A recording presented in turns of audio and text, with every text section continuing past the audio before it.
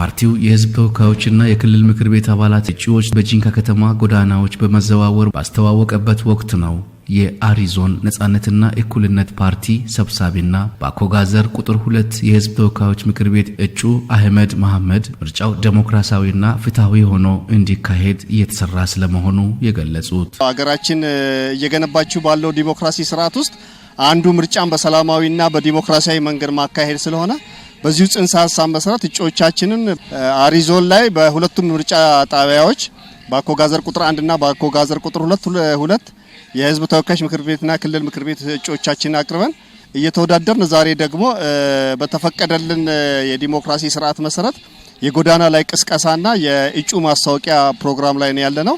ይሄ ምርጫ እንደ ሀገራችን ያው ከስድስተኛው ዙር የተሻለ ሆኖ ምርጫው እንዲጠናቀቅ ነጻነትና እኩልነት ፓርቲ ቀደም ሲል ሲሰራ ቆይቷል። አሁንም ያው በዚህ ጽንሰ ሐሳብ ላይ ራሳችንን ድርሻ የምንወጣ መሆኑን በዚሁ አጋጣሚ መግለጽ እንወዳለን። ከድህረ ምርጫ በኋላ የመራጩን ህዝብ ድምጽ እንደሚያከብሩም አቶ አህመድ ተናግረዋል። የምርጫውን ህዝባችን ከመረጠን ካሸነፈንም ደግሞ ያው ህዝባችንን ለማገልገል ዝግጁ ነን። ባይመርጠንም ደግሞ ምርጫው ሰላማዊ ሆኖ እንዲጠናቀቅ ስለምንፈልግና ምንም አይነት ኮሽታ ሀገራችን ውስጥ እንዲሰማ ምንም ነገር ማንፈልግና ይሄንንም ሁሉም ተፎካካሪ የፖለቲካ ፓርቲዎችም ሆነ ለመንግስትም ተጨምሮ በዚሁ አጋጣሚ እንደ ነጻነትና እኩልነት ፓርቲ ጥሪያችንን እናቀርባለን። በእጩዎች ትውውቅ መርሃ ግብር የተገኙት የክልል ምክር ቤት እጩዎች 7ኛው ሀገራዊ ጠቅላላ ምርጫ ገለልተኛ ነጻና ሰላማዊ ሆኖ እንዲጠናቀቅ የፓርቲያቸው አቋም ስለመሆኑ አብራርተዋል። ምርጫው በጣም ደስ የሚል ፉክክር ያለው ምርጫ ነው።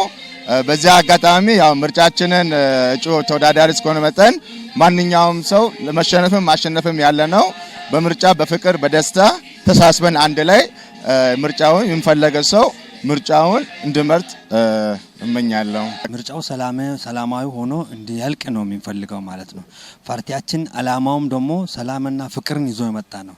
ስለዚህ በዚህ ፓርቲያችን ላይ የምናደርገው ቅስቀሳ በሰላም ተጀምሮ በሰላም አልቆ የምርጫውም አካሄዳችን በመልካምነት እንዲያልቅ ብቻ ነው የሚፈልገው ማለት ነው። ካርድ ወስደው ሰውዬ እንደ ኃላፊነቱ ወስዶ ካርዱን በፈለገበት በፊታዊ የሆነ ነገር ምንም አይነት ነገር በሌለበት ሰዓት እዚህ ጋር ሳይባልለት የፈለገውን ነገር መልእክት በዚህ ሰዓት ሲተላለፍ የገባለትን አመለካከት ፈልጎ ራሱን ምርጫ ካርዱን በዚህ መወሰን የሚችልበት አቅጣጫ ነው ተመቻቸው። ምርጫችን ፊታዊ ህጋዊ ሆኖ ዲሞክራሲያዊ እስከ መጨረሻውም እንደዚህ እንድንቀጥልልን በሰላም እንዲያልቅልን እንፈልጋለን።